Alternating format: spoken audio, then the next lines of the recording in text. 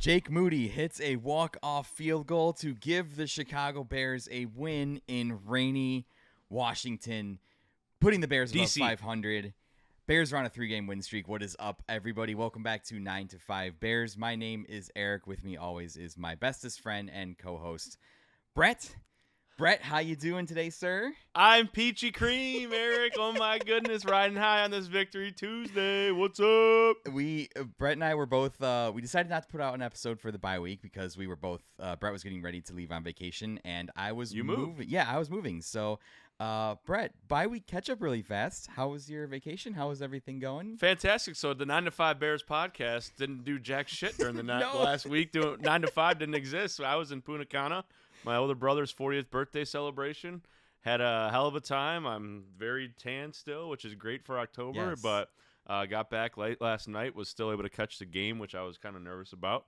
But I saw enough to know enough. So how about you? You did something big. You made quite a life decision, life change. Yeah. So my wife and I bought a new house when we moved the Wednesday of the bye week, and that decision was prompted because we found out that we're expecting a third child. Woo! So, yeah, that was.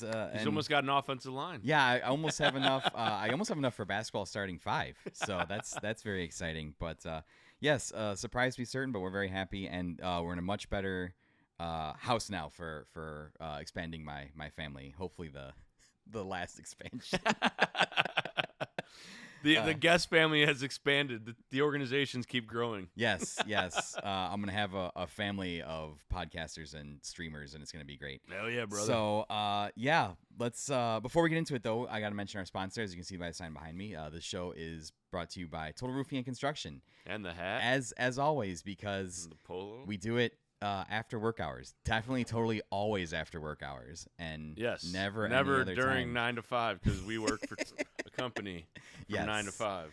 So yeah, go and check out totalroofingandconstruction.com to find out more about what Total Roofing can do for you. And I'll have an ad read later in the episode, like I always do. So let's get into it.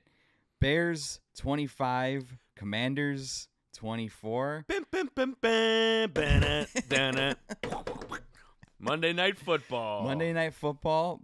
Brett, before I go down, do you want me to do stats first, or do you want me to let you off the chain? Go ahead first? and do a stat run.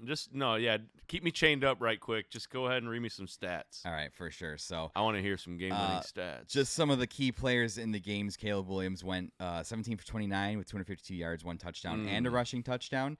DeAndre Swift, 14 carries, 108 yards, 2 receptions, 67 yards, and a touchdown. That's nice. Jaquan Brisker with an awesome interception. Sure did. And a little bit of a late game. I did not realize this was happening. Cairo Santos was injured, so he was not playing. They called up Jake Moody from the practice squad, who proceeded to hit 4 of 5 field goals, scoring 13 points, over half the points that the Bears scored, and including a game-winning 38-yard field goal. And I also, in my notes, put Jayden Daniels' stats up there as well. Jayden Daniels was 19 for 26, 211 yards, 3 touchdowns, an interception, and in my eyes, responsible for the game-losing fumble. We'll get into that in a second, though. So, Brett, I know you were coming back from vacation. You got to catch the end of the game, and what'd you think? For the most, I got to see most of it. I got to see enough. I saw a win. I saw the ball go through the uprights at the end. I saw a lot more than that, but that's basically the only thing I wanted to see. Man, it's like the last 2 weeks are carbon copies, literally, because they both ended in 25-24 outcomes and the Bears on top. I just knew the whole time, just like last year with the Fail Mary, that this game was going to come down to the final seconds, or it was going to be a close game. That's all I was asking for, honestly. I just didn't want to be embarrassed on primetime, and because it's happened so often. But, man, Ben Johnson and his football team, what I love is usually where the Bears shoot themselves in the foot, and you saw a lot of it last night where it's just like, shit, here we go again. Deja vu. This team, whereas they used to find ways to lose, now they're finding ways to win. They had to overcome the weather. They had to overcome those zebras that wear white and black and call asinine, bullshit-ass flags penalties. Some of them are warranted.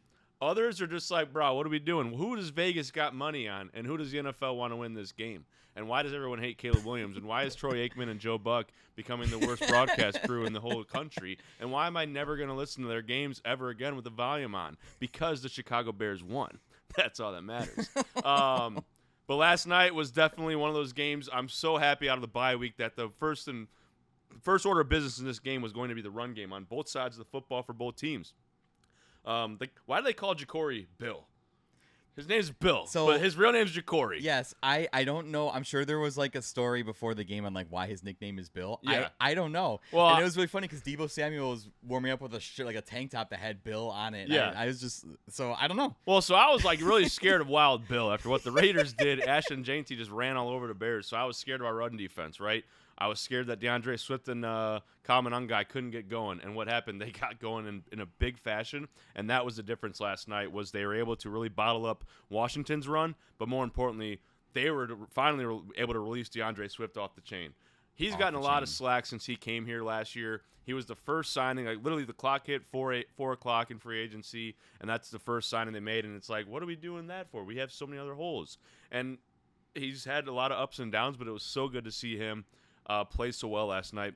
And when you can run the ball, then it takes the pressure off Caleb. And he was, sloppy here and there last night because of the weather and whatnot. But he is so stoic and poised when it comes to those 2-minute warnings or 2-minute drills.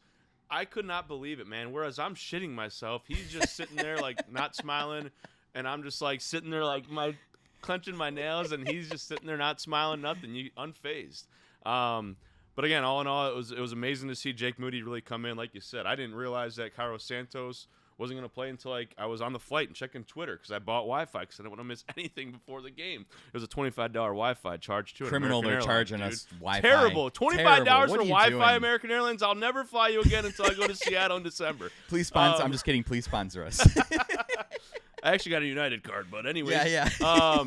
I saw he wasn't gonna play, and I'm like, oh shit, it's gonna come down to Moody, and it did, and it came down in the right way, man. So good for him. He's also the one that Deebo Samuel punched on the sidelines when they were teammates last year in San Francisco. Yes. So take that, Deebo. Jake Moody got his revenge. He's the one that punched you in the face with field goals, 4 of them. What? Yeah. I know you're gonna watch this, Deebo. So you never know. Yeah. He might. Sometimes they got burner accounts, the athletes, and they look for bullets. I'm sorry, material. Deebo Samuel. I didn't mean that. Please don't. I like that you mentioned at the top of your rant there that the carbon copy score. And courtesy of DraftKings, there's a really interesting stat here that I would like to read to you. Do you know that the last time that teams won back-to-back with identical scores with a 1-point deficit? It was a 1920... Like 1922, I think. It was the Frankfurt Yellow Jackets in 1926, and they won 2 games 7-6 back-to-back. And Frankfurt's QB was John Stockton, grandfather of Basketball Hall of Famer and Jazz legend. By the same name? John Stockton. Yeah. Yes. Wow. So, fun bit of trivia for you there. Utah Jazz, not the instrument. Yes, the Utah Jazz. But he could be a Jazz legend, too. You never know. You never know. Some people have surprising talents. So, like I said, Brett, and I mentioned it on the last episode we did, I always, as the game's occurring and I listen to the stuff afterwards, I kind of start to build the narrative. Making sure my palms... Yeah, you're good. I start to build the narrative of the game in my head and what I'm going to say.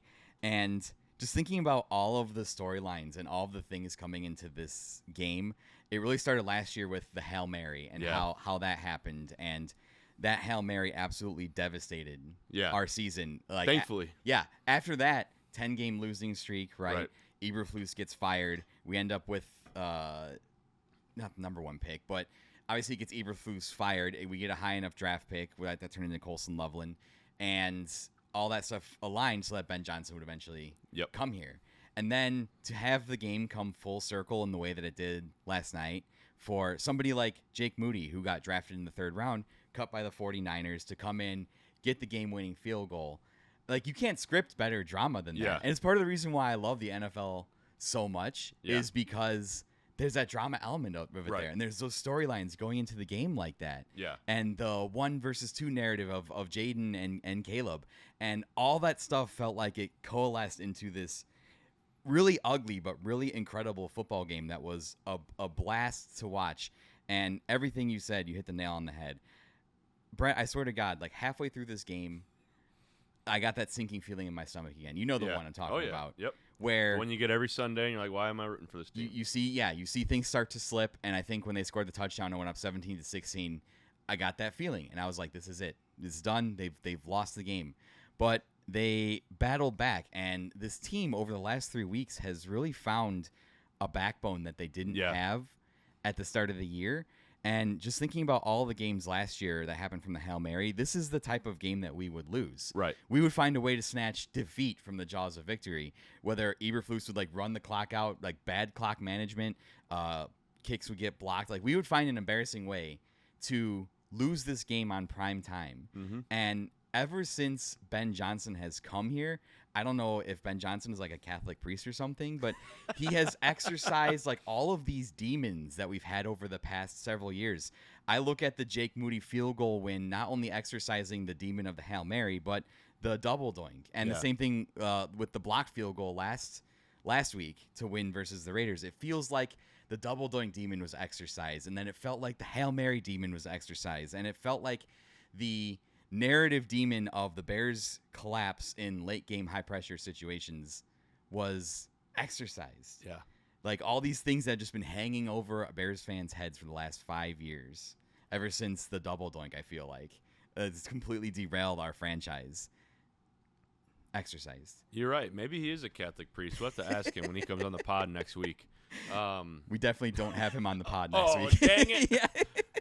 Well, when you're saying all that, all I kept thinking about was like, damn it, why did we lose week 1, man? Like, I wish we would have won week 1. Yeah. That Detroit game was just an anomaly, whatever. Mm-hmm.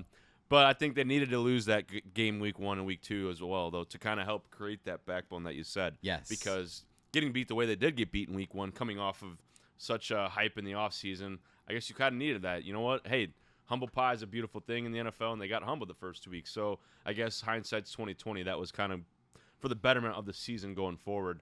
When you mentioned Colson Loveland, I really want to see the tight ends get more involved in this offense. Yes. That's still something that I'm just struggling with. You know, why spend a 10th round or 10th pick on Colson Loveland? He did have a big third down play in the 2-minute warning, or inside the 2-minute warning to set up the game-winning field goal. But Cole Kmet only had 1 or 2 catches. Colson Loveland did have a bullshit offensive pass interference call on him that should have never been called. But that's one thing I'm wanting more of, you know? So. Yes, if I could, I would like that too, because that was one of the things a coworker was over at my house yesterday. Shout out to Ray and his brother Drew. Raymond Elvis. Yes. And I was talking to him, and we were both just like, man, we'd love to get the tight ends more involved in the offense. Like, we can't understand why. But as I've kind of had time to digest the game, I've read some articles online. I watched former quarterback Jayden Daniels. He has a YouTube channel now, and he does like QB analysis and stuff, and just some of the stuff he was talking about. Because I was like, I was seeing like primarily Caleb is like throwing to like that more outside than the middle of the field, which is like where I'd like to see the tight ends operate, and which is where all the great tight ends like make their living, is like middle of the field, like crossing routes, like 5 to 10 yard like chunks at a time. Like that's the part of the offense I want to see. But reading some of the stuff and listening to Jayden Daniels, it seems that the building blocks of Ben Johnson's offense like requires some of that like outside tosses to the outside hash marks and to get the run game going. Mm-hmm. And during the bye week, the narrative was that they were really focusing on getting the run game squared away and figuring out with the O-line how to open up some holes so that DeAndre Swift could get the run game going. Right. And I'm thinking here that everything that Ben Johnson's been doing is like building blocks. And so if we are able to get the run game going at a more consistent basis, maybe that will open up the middle of the field for some more of those plays, because if you can't get the run game going, and then they're not going to like stuff the box to try and stop you, opening up that next level of to where the tight ends can operate. Yeah. So maybe we'll look back in like 3-4 weeks and Kmet and Loveland will have gotten involved, and we'll point to this game and be like, okay, like Ben Johnson knew we had to get the run game going. Yeah, the run game helps you do a lot of things. It complements your entire offense. His offense had an incredible run game in Detroit with Montgomery and Gibbs, and that allowed them to do so much crazy stuff. Right. Yeah. And you brought up the offensive line. They played amazing in creating so many holes. And DeAndre Swift, that's where he's not your power back, but he is the guy that can, once he gets that open seam down the he's up fast. the gaps, he's fast and can just charge right through fast. it. And they were pivotal, and especially in the 2-minute drill.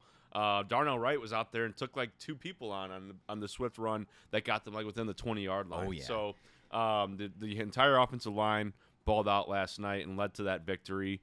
And then defensively, I mean, came up with timely interceptions. I thought for sure when Jayden Daniels let go of that ball in the first quarter that it was going to end up in the end zone, and it did not. It ended up in Brisker's breadbasket, which is great to see. The 2 fumbles they had, well, the one was forced by us. Shout out Montez Sweat, actually had his name called a couple times. And then Jayden Daniels just literally fumbled the ball away, and he did take accountability. And I will give Jayden Daniels credit. I know there's this big rivalry that's not even started. It's brewed. It's already there between the Commanders and the Bears with Jayden's number 2 while Caleb's number 1 in the draft. Jayden Daniels is a good quarterback. Mm-hmm. He's very elusive. He's more elusive than Caleb is. Yeah, he's very quick. He put Montez Sweat in a blender last night. Yeah, he had him on skates, and I was like pissed. I'm like, come on, Montez, you're making $25 million, and Jayden Daniels, that's his ability. That's why he's a good quarterback. He's such a good. He could pass the ball, but he's even better on the run and just creating plays with his feet. So, shout out to he had a good game, but I was just very glad to see the Bears come out on top again of a game that they normally would lose, and that's back-to-back games where the Bears normally would lose these games. Yet here we are on a winning streak. So it's very, very content with how things went. Again, I knew last night wasn't going to be a slobber knocker or a absolute just. Annihilation. I'm glad it wasn't on either end. I like those games, even though our heart rates and the boxers in my pants don't. Yeah, definitely. We're the brown pants for those type of games, as they say. Yeah. A couple other interesting tidbits here. Some interesting statistics. This is only the 3rd game the Bears have won coming off a bye since 2013. Wow. So another demon exercised right there. And I like it a lot. Fun Caleb Williams stats, which just cements in my mind more and more that he's the guy. Caleb Williams is the first Bears QB ever to start a season with 5 consecutive games of 200-plus passing yards and at least 1 touchdown. Yep. Love that. Huge. In the 100-year history of the Chicago Bears. Never been done before. So he's definitely the guy. We're sure here. You can buy stock. You can put the stamp on it. Yeah. He's here to stay. The offensive line you brought up was something I wanted to touch on too. This might have been, at least in my recent memory, Darnell Wright's best game. They were showing highlights of him. He was opening up holes on that right side for DeAndre Swift all night. Yep. He was incredible. And you could really tell, I could tell whatever they did during the bye to practice with the offensive line in the run game really paid dividends the way that there was motion. Like usually you just see it like it's evolve into like a scrum in the middle and then DeAndre Swift would just run into dudes. Like there was motion. They were pulling guys left, pulling guys right. They're utilizing some pitches to get around the defensive line, and the offensive line was part of that. Theo Benedict did incredible on the his first start. Yeah, as the left tackle. And, if he continues to show progress, I would say keep him in there. Yeah. Pay him. Like, I'm sorry to Braxton Jones. Sorry, the Canadian Eagle is here. Yep. And that's another great narrative and a great story, too, about he had his big moment on Hard Knocks last year where he pulled off his pants and wore the Eagle Speedo, and then he got hurt during training camp and didn't see any action last year. And now for him to come back and really put his stamp on the game. Yes. He's been pivotal the last 2 weeks. Like just great, so many great like narrative story. Like as a marketing guy, like the storylines, the narratives, I love it. It's so great. And I wanted to piggyback off what you said about Jayden Daniels too, because it's going to lead me into my very angry and aggressive rant. Yes, Jayden Daniels is a good quarterback. Like I guess I'm putting us as part of the media now. We whip up these narratives of like Jayden versus Caleb and stuff, and all this animosity between Bears fans and Commanders fans and all the shit talking and stuff, which is awesome. I love it. It's part of the game. He's a good quarterback, but I got to tell you, Brett, I was like really frustrated when I woke up this morning and I was like scrolling TikTok, looking at like videos and highlights and like reading articles about the way that the narrative of this game was portrayed. Like I thought that Caleb went out there and did a really good job. There were some throws he should have made. He can work on his accuracy. That's stuff he still needs to work on. But none of the articles seem to mention about like how tough he was, how, again, he came back and put us in a position to win. Yeah. All the articles were just talking about, like, how great Jayden Daniels was, and he's so back. And despite the fact that, you know, maybe the Bears didn't win that game, the Commanders actually lost it, which is bullshit and just incredibly frustrating. And the reason why I included Jayden Daniels' stats in my little breakdown here is because, yes, he did have the 3 touchdowns. Caleb threw more yards than him. Jayden Daniels was more accurate in his completion percentage, but he had the 1 interception, and he caused the fumble that lost the game. So you cannot sit here and be like, last night, Jayden Daniels was the better quarterback. Was the plays he made flashier? Yes, absolutely. He made some brilliant, flashy-looking plays. That does not mean you are the better quarterback. Caleb did not turn the ball over. Jayden Daniels turned the ball over twice that you can argue and look at those and both say, that lost you the game right there. So who's better in that situation? Not saying overall. That's a debate that we will still have years down the road after looking at the careers of these 2 guys. Last night, Caleb was better. He didn't look as flashy. He didn't complete as many passes at the high percentage he did, but he did not turn the ball over, and he didn't turn the ball over that caused them to lose the game. Am I wrong? You're not wrong. Okay. And let's also talk about Jayden Daniels. Again, I'm never going to fault somebody for hitting a wide open receiver like he did with Luke McCaffrey on a blown coverage.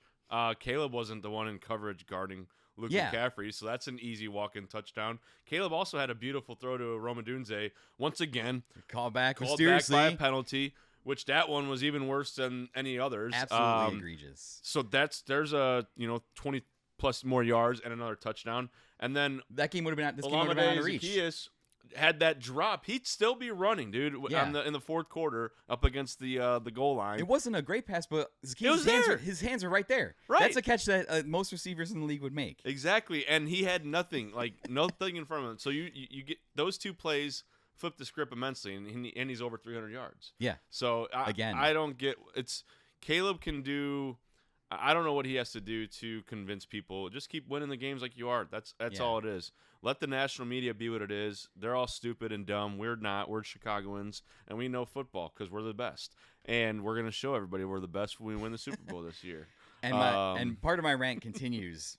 Looking at the camera right here, I'm calling out 3-time Super Bowl champion Hall of Famer Troy Aikman, who was atrocious on the calling. TIBL, clearly has such a bias. He was like trashing Caleb Williams every chance he got, no matter what Caleb would do, calling him lucky, saying that, oh, well, that's only because the Bears have the run, like help of the run game. Yeah, Troy, I would expect a quarterback who played and won 3 Super Bowls to understand that it's complimentary football. You didn't have all the best games when you played. Like, a lot of the guys today are like outstatting and outpacing you. Like, shut up. Shut up, Troy. He also had Emmitt Smith in the backfield. And Michael Irvin to throw the ball to. One of the best receivers ever. Right. Yeah. So, like, what are we talking about? Like, Troy Aikman, yeah, he was just, I don't fault Joe Buck. Like, Joe Buck kept trying to move it along, but Troy would not shut the fuck up. Yeah. But every time Jayden Daniels did something, it was just like glowing praise. Like, glowing praise. No credit to Caleb or the Bears for that tough, gritty win. Well, like DeAndre Swift's touchdown, which was totally, I thought he went out of bounds. I'm like, all right, cool, it's a first down. But then he never did. No one ever pushed him out, and the Commanders' 2 defenders just stopped, and he kept running. I'm like, holy shit. I was like, what the heck just happened? And what does Troy Aikman say? Well, that's just luck right there. No, it's not. Dude, shut your the one guy who would have tackled him out of bounds just like kind of just fell over. Like he missed and just gave up on the play, and then and then Swift cut back in. And the other guy was just like, well, not going to catch him. Yep.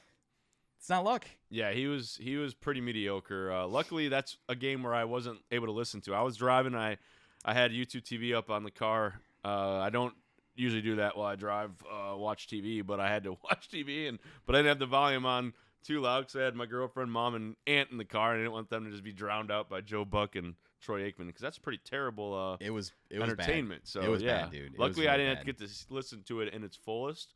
But I've seen enough and know enough to know that Troy Aikman is terrible. Terrible.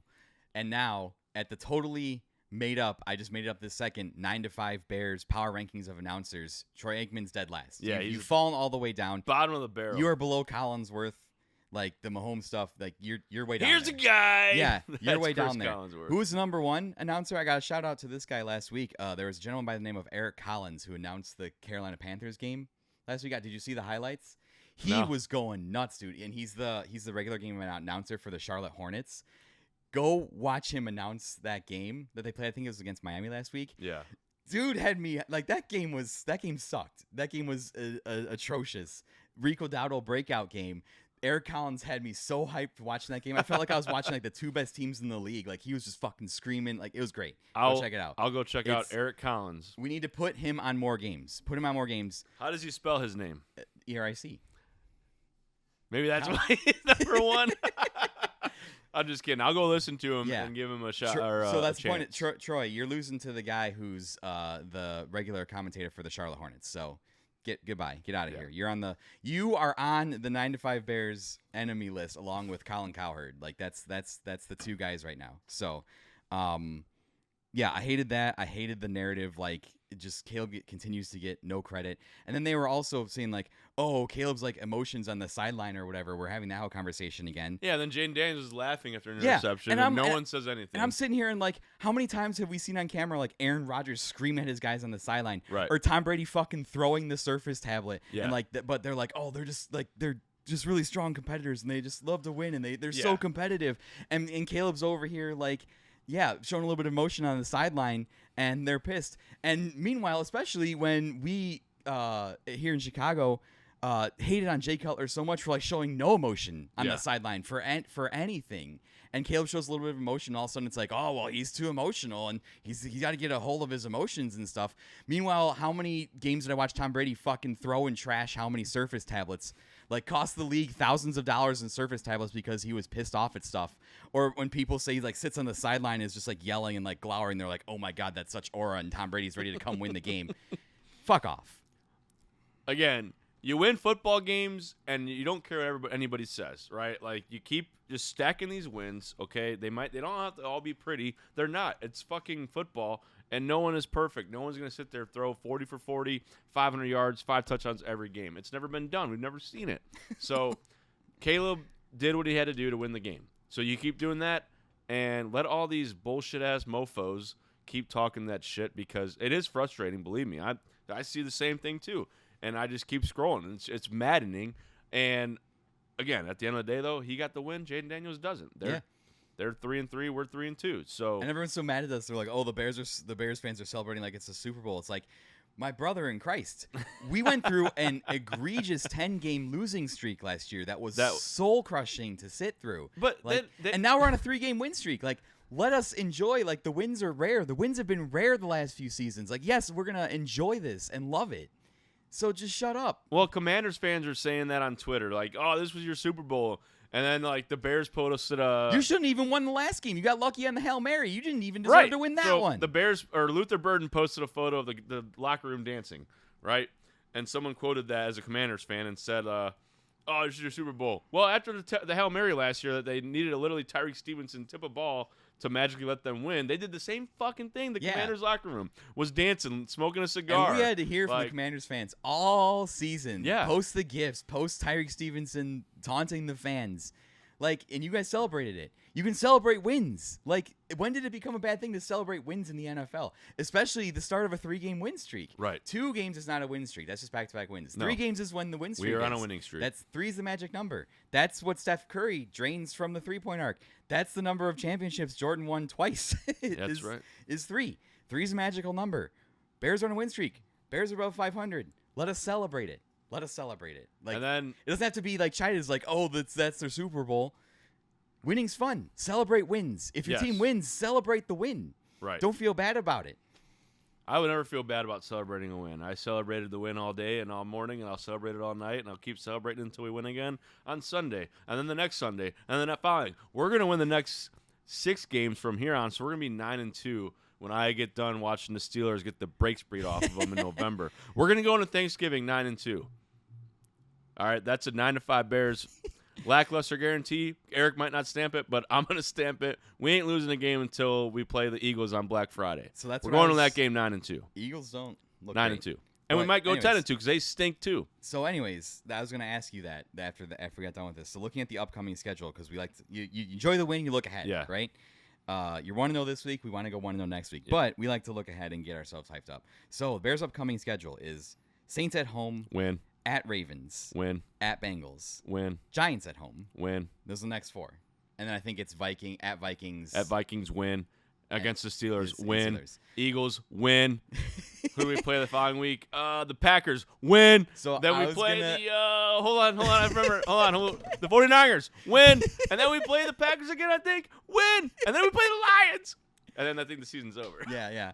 So, is it realistic to say 3-2 now, looking ahead to the next 4 games, because that's the next month span, right?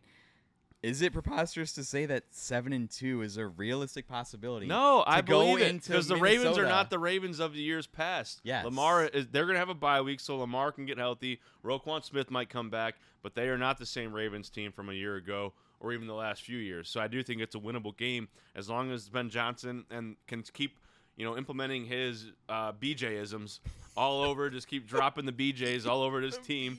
Ben Johnson, that's his initials. I don't mean anything else by that. There's no pun there. Yeah, no innuendo. No second meaning just keep at the all. BJ going, and we're going to the top. All right, I'm stopping that so one. I agree with you. The Saints are not a good football team at all. Win.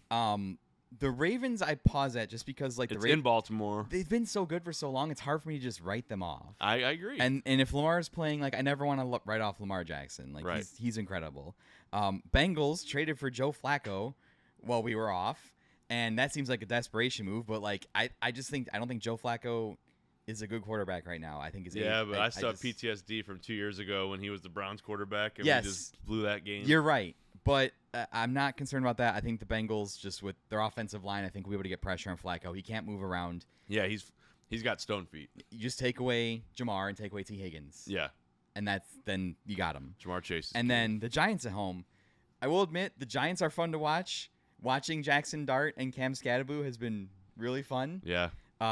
I don't think that team all around is good enough to beat us, especially if we have the momentum going into November like that. I like being at home. You're going to be at that game. I'll be at that game, yeah. So 9-5 Bears present, so that's an automatic W. Yeah, I hope we win, but I do hope Cam Scadaboo does fun things in that game.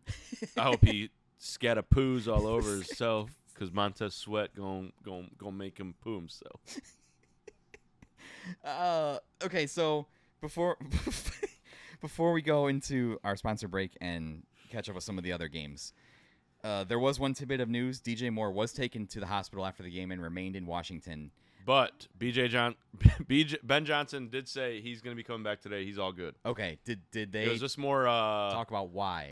It was just more cautionary than anything else. Okay. I know Ben Johnson has a press conference at 4, I think. So I think we'll get more information. We're recording. It's literally 3:45, so we're recording this as it's going to happen. Jeff Joniak, I listened to that, and he said that he asked him about DJ Moore, and he said it was more cautionary. He should be good to go. Everything came back pretty good. Yeah, he did take a shot that looked like he was still on the field. Might have hit his back, and then he was kind of over on the sideline holding it. But yeah, shout out to DJ Moore. He's tough, awesome. dude. I love DJ. You have a problem they have to go to the hospital for? That's not, it's precautionary, right? But still, that's got to hurt, and you're out there playing football. Tough dude. Yeah. Tough dude. So, I'd be out for 6 months. Yeah. Hopefully there's nothing lingering with that. If it's precautionary, they're maybe just worried about some internal stuff. You get hit in the back there, maybe some bleeding or something. I don't know. I'm not a doctor. I went to business school, so don't update. We are not doctors on 9-5 Bears. Do not take our medical advice seriously. So no, never. If we're up here saying that you should chug Tylenol, maybe don't. I don't know. Maybe don't get political. Yeah. You're right. I won't do that. But but our moms had a lot of Tylenol when we were. Yes. So yeah, we'll look to see what's going on with DJ there. Hopefully nothing lingering. I don't think I have anything else regarding the game. Brett, I want to do a new segment. I'm calling it the 9-5 Bears Employee of the Week, and I want to give it to, keeping with the 9-5 work theme, to the player that I most think did the best job, or just the best player. But I'm going to split it for the first week. I'm going to give it to Jake Moody and to DeAndre Swift. Ooh. Both guys who I think were instrumental in the win, for sure. And now, even if Cairo comes back, Jake Moody's a Chicago legend. I doubt that he will ever have to buy a drink in this city ever again if he's ever going around. Because, man, exercise the field goal demons that I felt that Cody Parkey had been haunting us with. I was terrified, dude. Same. I was like, if this is going to come down to especially with the way that he left the 49ers and he got cut for missing all those field goals, I can't imagine what Kyle Shanahan is like seeing that, be like, I caught this dude, and then he wins a game for the Bears when he missed all these field goals for me. Like, poor Kyle Shanahan. Someone should do a wellness check on him because he's had a tough go in San Francisco. Their teams have been good, but it feels like every year their team is like the most injured team in the league. Yeah, it is. And I'll tell you what, whether Cairo's the guy or not going forward, to come in like that's what a pro that Jake Moody is. Yeah. I mean, Chicago signed the practice legend. squad 3 weeks ago. He had to sleep on like a hotel room with a twin bed. He didn't even get a queen. That's not big enough for that guy. Exactly. So that was I like that 9-to-5 employee of the week. Yeah. I couldn't pick between two of them because they're both so important. So yeah, it's very clear that those guys deserve it. So good job, guys. I'll put you up on the wall. Yep. Up here, maybe. Like I don't know. We'll figure it out. Probably not. With that. I literally just made that up on the spot. That's pretty great improv. So, let's take a quick break to hear from our sponsor, and we'll do our Around the NFL segment, talk about a couple of other games. I have to do this off the cuff because I didn't write an ad read before this, so I apologize. But hey, Brett, have you ever needed your roof work done, or need your house work done? Yes. Yeah. Don't you wish you had a reliable person you could call to work on? Would I. Was probably your largest investment, the thing that you spent a lot of money on? I wish I had someone that I knew that I could call right now to help me with my roofing woes. Yeah. Well, I'd like to tell you about Total Roofing and Construction. They're pretty great. I don't know if you've heard of them. Never have. Best of the region last 3 years in a row. Never heard of that company before. Tell me more about TRC. Yeah, they're really great. Roofing, siding, windows, and doors. Yeah. Great people, I've heard. Everybody, all of them are wonderful. I heard the same. Yeah, so I would highly recommend if you ever needed work done. Okay. To call Total Roofing and Construction. What's the number? 219-227-9292. Or if you're in Illinois, it's 708-201-7550. I hear. I don't know that off the head. Yeah, I I've heard that too. I just keep seeing the number because I see your guys' trucks everywhere. Yeah, I think so. Or you could go to totalroofingandconstruction.com and see all of the fun stuff on their website. I also heard if you emailed Brett at totalroofingandconstruction.com, you'll get a really great quote too. Ooh. If you mention 9-to-5 Bears, you'll get $500 off. Ooh. A full replacement. Roof siding. I didn't hear that. I keep hearing it. Interesting. You heard it here first. I mean, yeah, these are all just rumors, of course. You could try and do that and see what happens, but I have heard that Brett is pretty receptible to flattery. I heard he likes Chipotle, and TRC is a great company. I love it. I'm gonna give him a call right now. For more information, or you could go over to our YouTube channel.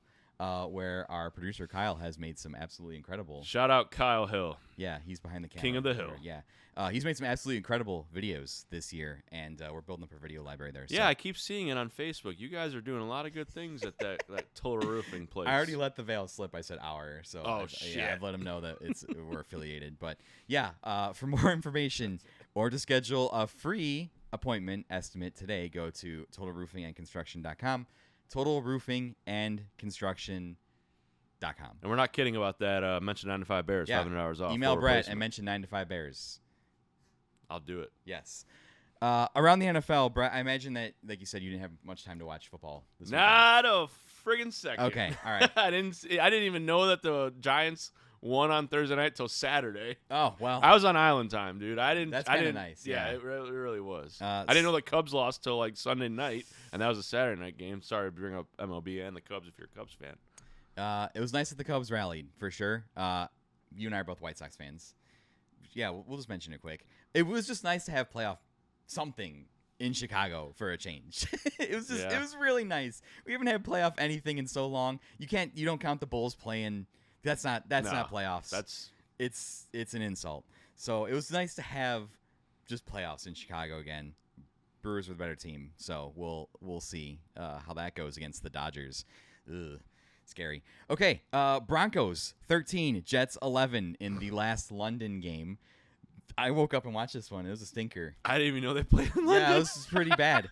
So I just thought that was a noon game. I saw that the Jets just totally pooped the bed at the end of the first half, and we always find a way to send the London people just the worst games. I'm surprised that there are any NFL fans left in London at all after this is what we send them. It's so funny. But I would like to take this moment in this game specifically to put something to bed. The take of you should have traded the number 1 pick and kept Justin Fields is dead. It's gone. I love Justin Fields. His time in Chicago, I'm thankful for what he did. He was fun to watch.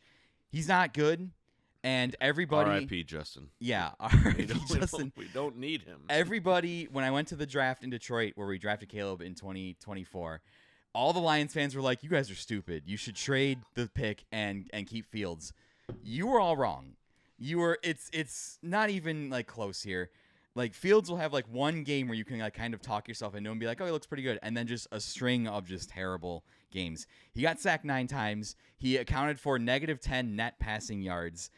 He holds onto the ball too long. He can't see wide open receivers on the field. There was one where like Garrett Wilson needed to get him to like the field goal line that they showed on the thing, and he was like cutting out to like the sideline. Yeah. He was wide open. He could have gotten to the field goal line, and Justin just did not see him, held on to the ball, and got sacked. Yeah. The narrative's dead. We should not have traded the number 1 pick and kept Justin. It's dead. It's gone. Nope. Put it in the ground. Put it in the ground. Yeah, I would agree. Again, I feel bad for Justin. He's a great guy. Yeah, love him. Great guy. Just not going to be the starting quarterback or top 15 quarterback. Did Bo Nix play well?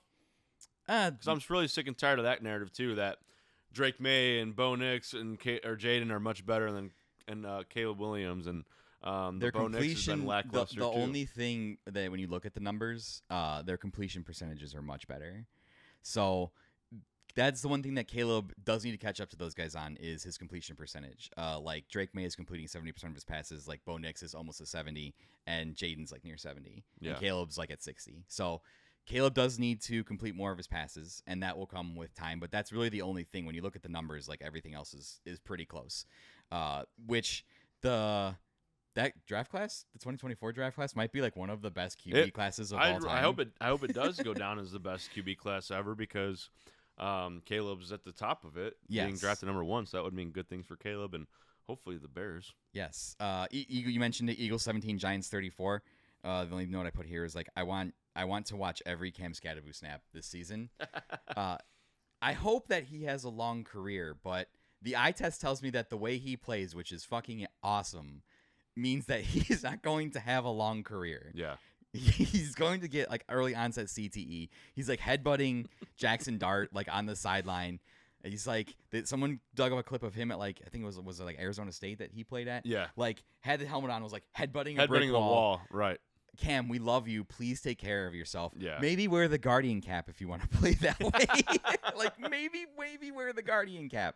It's really bad. So I was really shout out my buddy John Brooks. He's still mad they didn't draft him. I wanted Cam Scatterbu too. Yes. Because of the way he ran the ball in college and knowing the Bears would have needed another back in that running back room. Ben Johnson would love him. Yeah. He's a Ben Johnson dude for sure. And then the Eagles have problems that they need to figure out. Yeah. Oh, by the way, you're welcome, Eagles fans, for beating the Commanders, keeping it closer in the division for you. So you're welcome. We'll accept Chipotle. Yes. Or any other forms of bribery which you'd like to send our way. But not on the Black Friday because we're going to whoop that ass. Yes. Yeah. We're friends now. But yeah, on Black Friday, all bets are off for sure. Seahawks 20, Jacksonville Jaguars 12. I didn't have too much on this except the Sam Darnold renaissance continues, and Jackson Smith-Njigba might be one of the best receivers in the league. He's very good. Eric, I had no idea these two teams played each other. I'm not going to lie. I have Jackson Smith-Njigba in fantasy. I guess he played well, so I'm glad to hear it. He's very good. Yeah. So, shout out the Ohio State receivers. They got a good collection of receivers in the NFL right now. Might be wide receiver university. Yeah, it's very good. Chargers 29, Dolphins 27. I don't have any notes on this game. Rams 17, Ravens 3. Ravens officially the year from hell. Sorry, Ravens. I'm sure you guys will be better next year. Cardinals 27, Colts 31. Didn't have any notes on this game either. It just seemed like a Colts win. Cowboys 27, Panthers 30. Cowboys fans, we could have told you that this was going to be the result when you hired Matt Eberflus. Yeah, it's pretty bad. They give up a lot of points. Sorry. And shout out to Rico Dowdle, who maybe had the best revenge game in the history of revenge games because he was on the Cowboys, and he had like over 200 yards from scrimmage against them. Incredible. Wait, so that's 3 straight weeks of giving 30-plus points up for Dallas? Yeah. Matt Eberflus. Their average, I think, is over 30 points that they give Oh up. my gosh. Oh my gosh. When I say I am not, I feel no remorse or sadness for that man. I can honestly tell you, I ain't sad whatsoever for the terribleness that is ensuing in Dallas on the defensive side of the football. That man has stolen so much joy from me the last 3 years. Never again. Wow. Which it sucks because the Cowboys offense is actually enjoyable to watch. Dak and Pickens really have like a thing going on. So watching them is pretty fun, just knowing how I miss CeeDee Lamb. He didn't play, did he? But no, he didn't. But it's really funny knowing just how unstable George Pickens is and knowing it's only a matter of time until he explodes. So that's really fun. We'll continue to keep an eye on that. Patriots 25, Saints 19. Drake May looks pretty good. That's my only note on that. That is where my 2024 draft class might be the best for QBs. Take is in there. Browns 9, Steelers 23. The Browns just need to not play football anymore. Like, I'm sorry. Fine. That's who we play. We play the Browns in December. Oh, yeah. So that should be a win, unless magically they put in Shedeur Sanders and he's incredible. No, he won't be. But, yeah, Browns need to figure it out. Kevin Stefanski, this is probably his last season with the team, which sucks because he's a good coach. It's just the Browns. Right. It's the Browns. Stink. The Browns literally stink. Titans 10, Raiders 20. I hate you, Titans, because you've proved my first coach fired take wrong as they fired their coach, Brian Callahan. I thought for sure it would be Mike McDaniel, but it wasn't. Brian Callahan. And the interesting stat there is like the last 4 QBs picked at number 1 of all. Number 1 overall, their head coaches rookie fired. season. So mid-season fired. Yeah, instability there. Not great for rookie QBs. 49ers 19, Bucks 30. Baker Mayfield. Yeah, I'll get this on camera. Baker Mayfield. Baker's my MVP pick. I agree. He's so good. I agree. And if you bet him right now, he's like plus 450. So put 100 on him, you win $450. He didn't have Mike Evans. He didn't have Chris Godwin. He didn't have Emeka Ibuka. And he still lit up the 49ers. Yeah. And the 49ers lost Fred Warner, their linebacker, who is probably the best player. He's a stud. So now it's very funny. It's not funny that people are hurt, but it's very amusing to me that literally every 49ers player is hurt except Christian McCaffrey. Like, that's the trade-off. Like, you have a healthy Christian McCaffrey, but now the rest of your team is just injured. So, yeah, that's somebody check on Kyle Shanahan. Yeah. Do a wellness check, please. Bengals 18, Pack 27. Congratulations, Pack. You beat the Joe Flacco Bengals. Good for you. Yeah. Jordan Love had 1 touchdown and 1 interception, and this almost the same number of yards thrown and the same number of completions as Caleb. And people want to still push this narrative that he's like better as a QB. No, it's not. No, we are the Jordan Love haters club. We are, because he's not good. He's not that good. He's not a top 5 quarterback. He's paid like one. He's not even top 10 in my opinion. He's not good. Yeah, so you heard it here first. Jordan hate. Lions 17, Chiefs 30. We may have proclaimed the death of the Chiefs a little too early because I was out of their mind worried about that. I was ready to throw, like, bury him. Yeah. I was ready to be done with the Chiefs. Also, massive brawl at the end of that game by Brian Branch and Juju Smith-Schuster. Yeah. Juju's nose was bleeding at the end. There's a really funny picture where, like, Brian Branch has his ear like on the ground. Like, it's so funny. Yeah. It's such a great picture. So, yeah, brawls at football games. We are pro brawls at football games as long as everybody is not hurt. Yeah. Nobody gets hurt. That's like the only football I watched, and I only watched like 7 minutes of it when I was in the casino losing $200. The Chiefs beat the Lions' ass. It was very surprising. Good. And then disappointing. Bills 14, Falcons 24. All right. Bills' defense is bad. Stop the 2 Monday Night Football games. Stop it. Why do we need 2 Monday Night Football games? I'm so sick of it. It's so stupid. I know this is America and we love football, but stop. 1 game, 2 teams. Not 2 teams or 2 games, 4 teams. Like, I'm so confused, but I don't even know how many teams are playing. Stop this shit. It's so dumb. I digress. All right, NFL, call us. We have ideas. Roger Goodell, you just need to go away forever, too. Anywho, whatever. Yeah. Bill's defense is bad. And check the NFL officiating, please, because they suck. We'll All call right, you. sorry. Bill's defense is bad. Bijan Robinson destroyed them. Yeah. He scored like over 30 fantasy points. Insane. I don't like this because I picked the Bills to go to the Super Bowl, and I picked Josh Allen to win the MVP, and I love Josh Allen. I have a Josh Allen agenda on this podcast. My Super Bowl pick is in jeopardy, and I'm afraid that we might be seeing Buffalo for what it actually is, which is just an average team that needs Josh Allen to be Superman to be good. not proclaiming the death of the Bills too early, but the last 2 games have not looked great, and Josh has played fine. Right. I'm worried that they need him to be like just everything to win the game. People are blaming Haley Steinfeld for his downfall because she told him that he's more than a football player. Oh my God! And now his focus is not on football. And while I believe that's true, not like he was dating her last year during his MVP campaign, but okay, it might be true to an extent. I don't think that's right. I think they're just in a bad way right now, and they lost 2 in a row. That's actually crazy because they lost to the Patriots last week, and then I didn't watch any of that game because it was on at fucking 6 o'clock, and who wants to watch football at 6 o'clock when the Bears are playing the next hour? Like, anyways. Yeah. No, that was around the NFL. Obviously, you don't have much more to say because you weren't really around this week for the rest of the. I was not around the NFL this week. Rest of the games. I was in the opposite. I was in the Dominican Republic. There was not a football in sight.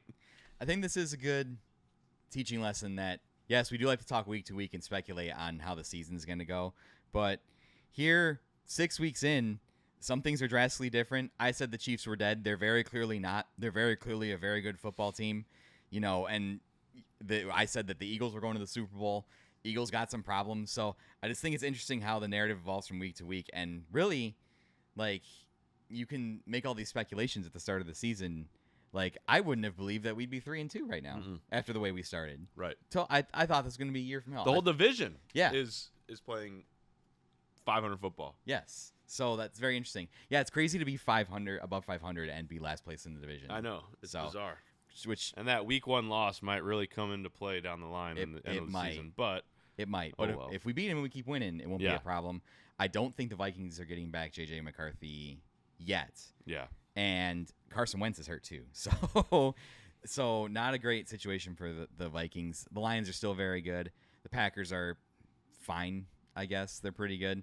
Micah Parsons isn't really doing anything, which is kind of. I saw Jamar Chase had more tackles than him. Yeah. And I checked the stats for the last game that they played on Sunday, and he didn't have any tackles again. So I'm just like, I don't really know. Yeah. Jerry Jones might have won that trade. He might. That's a crazy thing to say, but he might have won that trade. So yeah, that's week 6 in the book. Week 7, Saints are coming to town to play, and that should be a win. The Saints are not a good football team, but anything can happen in the NFL. So we'll have to see what that is. But I think the Bears win the game. I think we win by at least 9 is my prediction. I feel like we're a better team than them. Mm-hmm. Knock on, this isn't wood, but whatever, superstitious. Get back to 4-2 where we fell apart last year. Ah, damn! I don't want to be 4. I do want to be 4-2 actually. Yes. I want to be 9-2 more than I want to be 4-2. So that'd be pretty neat. Yes. So you got to just keep winning to be going 4 comes and then 5, and if you win 5, you get 6, and you know how to count. I don't really know how to count, so I think we're That's why we work here. Yeah, that's why they hired us because we don't know how to count. My brain is still coming back to America. Like, I don't even know where I'm at right now. I will say one last thing about the Chicago Bears. The win was not pretty. It was not a pretty win at all. And you need to be able to win the ugly football games to establish a winning football culture. With the ugly wins, I see the blueprint of Ben Johnson's strategy, right? You don't just go from a losing team that gets their ass beat to like blowing out teams every week. It's a process. You build it. You have to establish that winning culture. You have to build the team cohesion and the consistency in practice and in games. You win the ugly games that contribute to the building of the culture. And eventually you get to the point where a team like the Lions, who went through this the last couple of years, are now. It's a process. You need to win the ugly games. And you shouldn't feel bad for winning the ugly games. And people say, oh, it's lucky. It's not. Those ugly wins are important for building the culture. And that's all I'll say about that. Yep. Forrest Gump. That's all I got to say about that. Life is like a box of chocolates. It feels good to be back. Yeah, after it does. The bye. This was nice. It does. So, but I want more. We will have more. We have football, Bears football from now to the rest of the season, and hopefully into January. I think we will. And remember, good, better, best. Never let it rest until your good gets better and your better gets best. Ben has those boys hyped up. The locker room vibes are immaculate, as the children would say. Socials. Where do you want to find 9 to 5 Bears if you want to interact with us? You can find 9 to 5 Bears wherever podcasts are found. Spotify, Apple Music, Amazon. I think iHeartRadio. I might have gotten it up there. I have to double check on that one. Yeah, but the main three: Amazon, Apple, Spotify. Just search 9 to 5 Bears. That's the number 9, TO, number 5 Bears. Same thing on YouTube. B-E-A-R-S. Same thing on YouTube. YouTube's kind of our main focus. This is a video-oriented podcast. 9 to 5 Bears on YouTube. If you want to find us on Instagram and look at all the videos I chop up and put up there, it's backwards for Instagram because I fucked up setting the Instagram account up. It's at Bears9to5 on Instagram, but on TikTok it's at 9 to 5 Bears. And of course, we're on TikTok. I gotta follow us. Yes, I will be trying to put stuff there. Okay, cool. And we should probably use that to record some instant reactions. Yeah, I think so. So we'll probably get that stuff going. And as always, remember to visit the website of our sponsor, TotalRoofingConstruction.com, and email Brett 9 to 5 Bears to get how much did you say? $500. Okay, I have to run that by leadership. He just did. Okay. I will double check to make sure that's cool.